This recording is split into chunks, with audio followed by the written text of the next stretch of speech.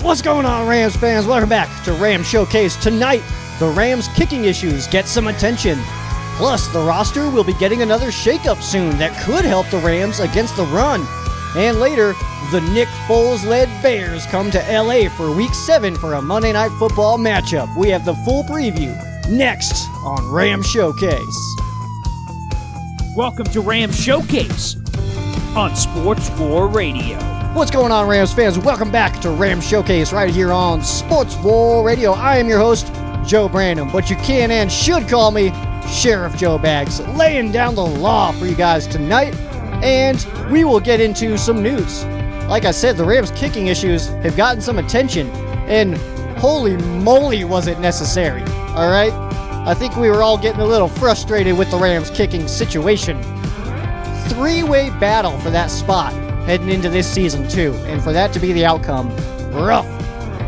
Let's see, we also got, we'll get some defensive shakeups as far as the roster goes. That'll be some good stuff, actually. I think that this will help the Rams defense, who actually have been playing pretty well. We'll get into that with the preview, though, because we got Monday Night Football, the third primetime game for the LA Rams this season.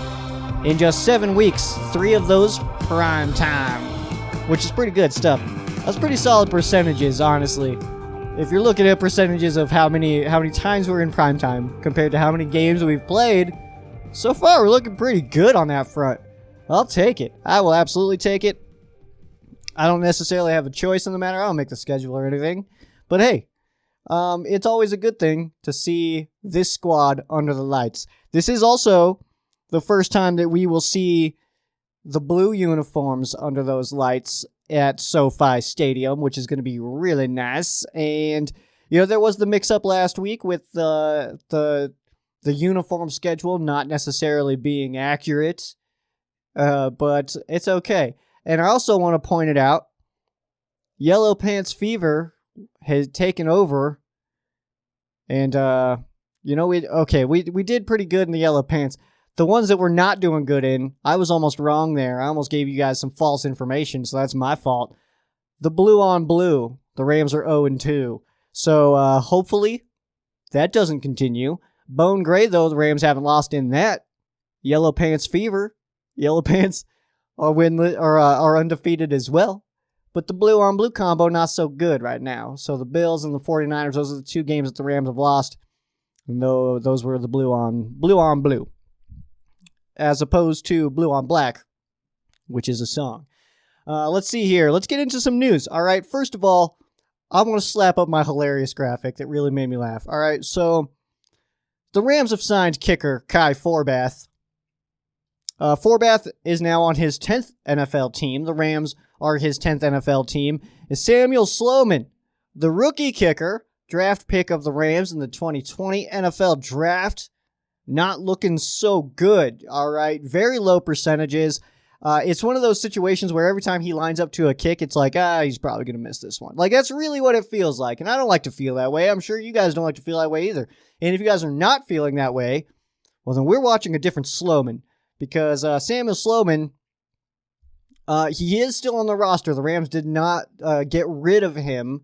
So as far as the kick rocks, that's not necessarily 100% right now, but instead of kicking footballs, I think Samuel Sloman can kick rocks.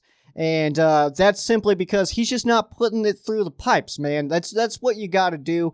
I don't want to sit here and just bash Samuel Sloman. That's not the life that I'm about. I'm not about just bashing people just to bash them. But the simple fact is, man, he's not being a good kicker right now. And I realize that most NFL teams have struggles with this. But I guess maybe we've been a little bit greedy in a sense. We are coming off of a line of really strong kickers.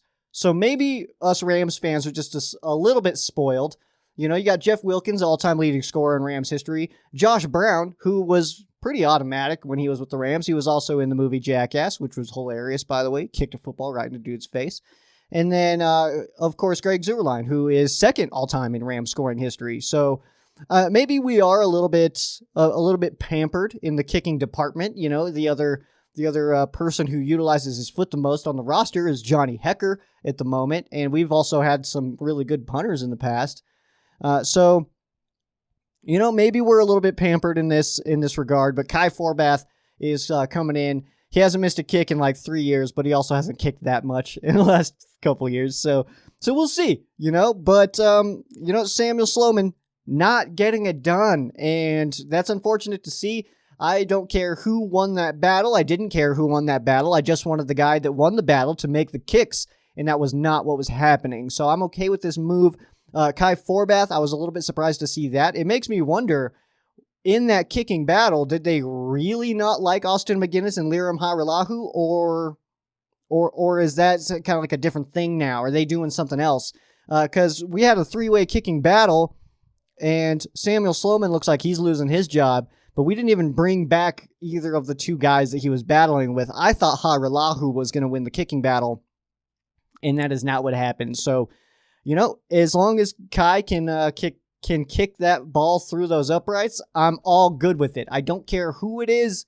I just want him to score the points. It's a terrible feeling to line up for a field goal and just have that thought like he's probably going to miss this one. Especially even on extra points. I'm getting like text messages like, dude, your kicker sucks. And that's that. It's like, okay, first of all, if you send me a text like that, I'm going to defend him. If you tell me somebody on the Rams sucks, I'll probably just defend him blindly. You don't talk about my Rams like that, okay? Only we can talk about us like that. Let's see. Let's get into some other news. A'Shawn Robinson has been designated to return. He can and will be at practice this week. He is not scheduled to return to the lineup until week 10 when the Rams do play the Seattle Seahawks. Week 9 for the bye week for the LA Rams. That's also the same week that Jordan Fuller can return to the lineup, but when Robinson does get activated fully to the active roster, the Rams will need to make a move to correspond with that to open up that roster spot. If I had to guess, I'm not saying this is exactly what's going to happen, but if I had to guess, what I would say is going to happen would be that Greg Gaines gets the boot. And that's simply because Greg Gaines has kind of been struggling this year.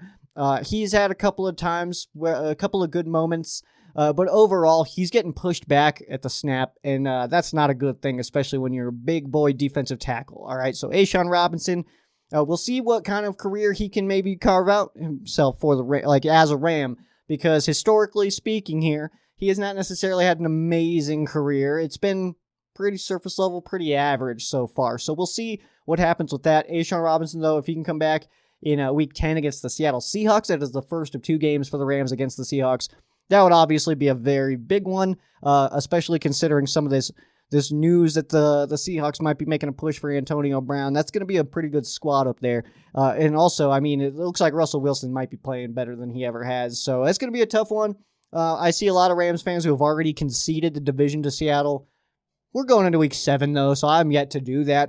That's reserved for like week 13 at the earliest for me, unless mathematically it's not a thing. But about week 13 is when I'll be like, okay, they'll probably take this one, but hey, we got you next time, But either way, we got that some additions coming in for week 10, and I think that A'Shawn Robinson, especially coming in for a guy like Greg Gaines, if that is the corresponding move, I don't actually know that for sure. If that is the corresponding move, however, I think that actually just helps the Rams run defense, who actually hasn't been that bad. We'll get into that later. So, Obadiah Okoronkwo has been added to IR, should return here in a few weeks.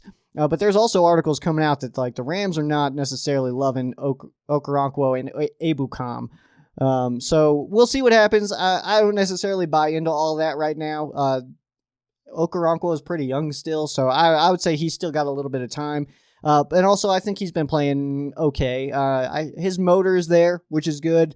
He hasn't necessarily been lighting anything up, though. I think we can all tell that. We've got eyeballs, and you can see that for yourself. But Obo will be added to IR, has been added to IR, and that was the move, the roster spot that Kai Forbath did take up. So if you guys were wondering about that. A small look ahead before we get into this game preview for you guys.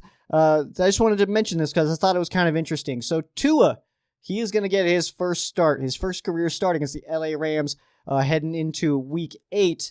And then, of course, the Rams will be into the bye, and then we got Seattle. But and then Dolphins on a bye week, they got the Rams. So what's cool about this, though, and what I think is kind of cool about this, is that Tua's getting his first start against the Rams. The last time these two teams met, the last time the Dolphins and Rams met, was Jared Goff's first career start. So I just thought that was kind of cool, something that just kind of stuck out to me. Once I saw that Tua was going to get his first start against the Rams, just kind of popped into my head. It's like, oh yeah, that was in 2016. Jared Goff got his first career start at the Coliseum against the Miami Dolphins. So I just thought that was kind of interesting. Let's go ahead and hop into this game preview, though. We got the Chicago Bears coming to town against the LA Rams. Monday Night Football is going to be a good time. Monday Night Football is usually a great time. I personally hate it with my whole heart because Monday is the lame day of the week. I like to try to get a jump ahead on that day, but it's a very difficult week to try to like carve out some time, and like really focus on this stuff. So it's going to be great though, because it's prime time. You know that if anybody's watching football, they're watching your squad, and our squad is really cool to watch right now. Not only is the squad 4-2, but also those helmets are aesthetically pleasing. Okay, I really like seeing them on TV, especially at SoFi Stadium. That gorgeous venue. I want to live there. Do they have like rooms available at SoFi? Because I would love to be a tenant of Stan Kroenke over there. Let's see. The Rams are favored in this game by 6. The line opened at 5.5. The over/under is at 46 for you bettors. I think it might go a little lower than that. I think 46 might be a little higher. So if I had to give my suggestion, I would go with the under on that one. Rams by 6. I think that's fair. I'll also point out that I was very wrong about how the Rams and the 49ers game would go, and I'm okay with that. I'm okay with admitting I was wrong. But also, I want to point out that I don't think the Rams played very well. I think we're still kind of a better team than the 49ers. I don't know. Maybe I'm wrong. We'll see, I guess, by the end of the season. But the combination of Jimmy G and Kyle Shanahan has not yet lost to the combination of McVay and Goff, so that is something to keep an eye on. Just seems a little bit like the number is there. Shanahan's kind of got McVay's number just a touch. So far this season, the Rams are 2-0 at SoFi Stadium. Bears have not lost on the road, however. Some notes about this game. Former Rams quarterback Nick Foles is starting for the Chicago Bears. He did get the nod over Mitchell Trubisky a couple weeks back. Former Bears linebacker Leonard Floyd starts for the Rams now and will be coming after him. And hopefully we can get a good meeting there. Former Ram, former Bear on the opposite sides now, button heads. That'd be kind of cool to watch. So also the Bears only have 2 rushing touchdowns this season. The Rams are tied for second in rushing touchdowns with 9. The Arizona Cardinals are in first in that category at 11. Let's take a look at the preview of this game. We'll start with the Rams offense versus the Bears defense. The Rams have had a hard time moving the football, especially in the first half. They had a hard time moving the football, especially in the first half, against the 49ers. This is the second time this has happened this season. Both games that I'm referring to resulted in losses. The Rams have actually started pretty strong in these games, but I know somebody out there has the ability to clip just that part where I said the Rams have struggled and make me look like a terrible Rams fan. But either way, it was just last week, and then against the Bills that the Rams kind of started a little bit slow. The Rams' 2 losses this season, so we'll see if that can flip around. The Rams still carry top 10 offense and are still top 10 in scoring offense, so that's great news. The Bears defense has only had 1 game where they gave up less than 100 yards on the ground. That came in week 2, so it's been a little bit. The Rams' rushing attack is strong and could carry them this game. Against the pass, the Bears are top 10, even though Jackson is having a down year at corner, definitely to his standards. So this is going to be a pretty good matchup here. This could really be the difference maker, that the Rams' offense is stronger than the Bears' offense. Both defenses are very good. So, like you just saw all the numbers for the Bears defense. They're good defense. They're really good against the pass, strong against the run. I mean, like I said, they've only given up less than 100 yards rushing in 1 game, but they're not getting absolutely torched on the ground. They're not giving up 180, 190. They're sitting like 113, I feel like is a number I saw a few times. So they're right in that range, but the Rams, they have a great running attack right now, and I mean, Cam Akers did not necessarily get his share of carries last week, even though Sean McVay said that the previous week that he wanted to get Cam Akers more involved.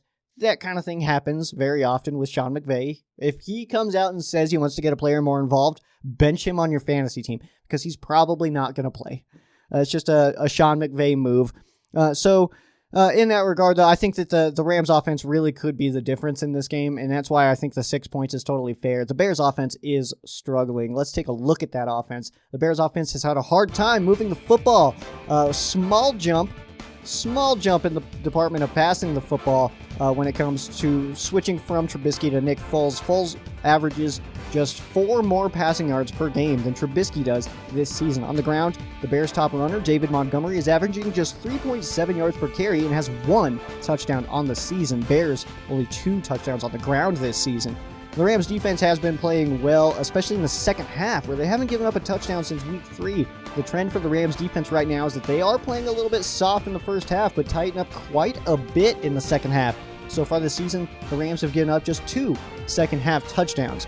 So, for Brandon Staley and that Rams defense, very similar to the Rams defense under Wade Phillips, in the sense that they kind of start with a weird game plan and maybe it's not working, and then second half really tighten up. So, of course, I mean, the Rams did lose last week, so you got to take that into account. But if the Rams, I feel like, just could have tightened up a little bit more in the second quarter, this could have been a very different outcome. And it's awesome to be able to make those halftime adjustments and come out really strong on defense in the second half, but you have to be able to stop that game from getting away from you in the first half, which has happened now 2 times, against the Buffalo Bills and now against the San Francisco 49ers. And if you're keeping track with me at home, those are the 2 losses for the LA Rams this season. So that is definitely something that needs to be addressed. You know, that's not something that I think that this team can keep doing at a if this keeps happening, this season is not going to be one of those that we're like, holy crap, that was amazing. It's going to be one of those seasons where we're like, hey, we were good, but we just weren't good enough. Got to get better in the first half, which, I mean, this could be a transitional, well, it's a very transitional year in many regards, but this could be a transitional year for the Rams specifically, because we're still going to be getting and phasing in players that Brandon Staley, he really can utilize to his best abilities. But I think that's why a guy like Leonard Floyd was even brought in. The history there obviously helps. But when you get a new defensive coordinator, a new offensive coordinator, which the Rams also have as well, O'Connell, but on the defensive side of the football, which is what we're talking about right now, Staley is going to take a couple of years to get his guys in. And we kind of saw that with Wade Phillips when he entered. The Rams went from Greg Williams to Wade Phillips, and there was a transition there. There was guys that had no business being in Wade Phillips' defense, Robert Quinn, Alec Ogletree, and then they left and played well for a little bit. Robert Quinn is actually is he a Bear this year? He's a Bear this year, isn't he? I kind of forgot about that, but it took a few years, to get those guys out and to get his guys in. There's no way that an Ndamukong Suh and Clay Matthews, there's no way those guys would have been part of this defense under Greg Williams, just because of the positions they play. So the Rams are sticking to that 3-4 that we've seen, of course, under Staley. We'll see kind of how that goes. I do want to let you guys know as well, because the Monday night game, and this is being recorded on Wednesday, the video version of this is out on Thursday. But because of that, I unfortunately do not have an injury report for you guys. I realize this is also kind of a short show, which is fine with me, and just trying to get you guys in and out of here, you know what I mean? So trying to be a little bit more concise, but it's just one of those things that I wasn't able to keep pushing this back. I got some plans on Thursday and on Friday, so I wasn't able to do it then. The scheduling of the show, of the release on Thursday, though. So if you guys are watching the video version of me, hi from the past, but so I wasn't able to get that, but I am looking at doing a Saturday, just a quick video of an injury update for you guys, potentially on Sunday as well. But I might just be a little bit busy that day watching some football. All right. I love the game of football. I love the NFL. I, of course, clearly am a Rams fan, but I just love the game. So I watch as much football as I humanly can. And that's what I'll be doing tomorrow as well. So, that's I think that's all I got for you guys tonight, honestly. I don't want to go too crazy, and I also don't want to ramble on you guys, which I feel like I've done just a touch.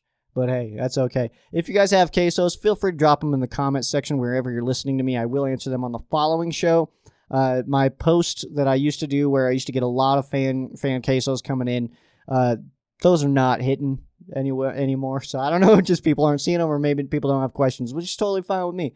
You guys don't have to ask me questions. I just really like answering your questions. It's to be real with you guys, it's a freebie. It's you guys create my segment for me and just you guys give me questions, and then it's awesome for you guys too because you guys get to hear exactly what you guys want to hear about, and I'm willing to answer whatever questions y'all can throw at me regarding the LA Rams. But at the same time, it was regarding the LA Rams. I don't know if you guys are new. I do know that I have a lot of new people listening in. So the reason that it's called Fan Quesos is my good friend Kyle, one of my biggest supporters of the show, was actually a supporter of me before the show, which the show's 4.5 years old. But as I was writing, he was a big supporter, a Rams fan that I became friends with. And he unfortunately has passed away since, but his question every single week, his fan question to me was always, hey, what is, if this player was a cheese, or what is this player's favorite cheese? And I would try to come up with some creative answer for him. So some of you guys might remember that, but that's quite literally why they're called Fan Quesos, is really just in honor of Kyle, who was one of my biggest supporters. So I do appreciate you guys dropping those whenever you guys do. I have gotten some in the YouTube comment section before. Definitely gotten them in my Facebook inbox on the Ram Showcase page. Feel free to drop them there, guys. I really have no problem with it. And if it's something that I feel like I can just respond to you and answer you just right there, that's a very big possibility. This thing is almost attached to me at all times. So most of the time I see those pretty quick. Most of the time. I also work and stuff, so leave me alone. That's just a joke. You don't have to leave me alone. All right, that's going to do it for me. Hope you guys enjoy this game. I'll see you guys again before that happens because I'm going to do another video. It's not a full podcast. It's just going to be an injury update video. I'm not going to upload it to the audio version to where it hits iTunes and everything like that. It's just going to be a video, so make sure you guys check that out. Look for it on YouTube, and Facebook is where that's going to be published. Like I said, it'll probably be Saturday when that happens. So that is going to do it for me. Thank you guys so much for watching. I really appreciate you guys. I am Sheriff Joe Bags. Oh, first of all, make sure you guys follow Ram Showcase on all your favorite social media. That's at Ram Showcase on Instagram and Twitter. Facebook.com/Ram Showcase. You can follow me as well at Sheriff Joe Bags on Instagram and Twitter. Facebook.com/Sheriff Joe Bags. That's going to do it for me. I am Sheriff Joe Bags. This has been Ram Showcase on Sports War Radio. For those of you who aren't Rams fans, our thoughts and prayers are with you. For those of you that are Rams fans, thank you guys so much for listening, and you guys have a great night.